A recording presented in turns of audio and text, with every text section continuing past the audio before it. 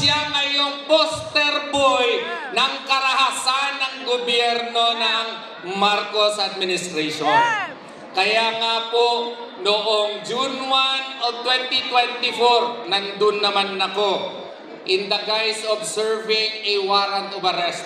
4 na establishment po ng KOJC ang sinalakay. At hindi lang iyon, inulit ito noong August 24, nandun po ako, nakita ninyo. Alam mo, maski matagal na akong abogado, hindi po madali ang harapin ang 5,000 kapulisan. No?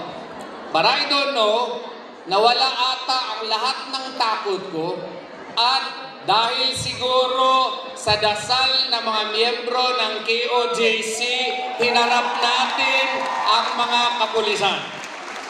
Sa isang kaso na matagal nang na-dismiss, sa isang kaso lamang na final ng isang babae na na-dismiss na ng City Prosecution's Office at natulog yung depektibo pa na petition for review sa Department of Justice at binuhay lamang para maging rason at uulitin ang ginawa nila doon sa United States of America.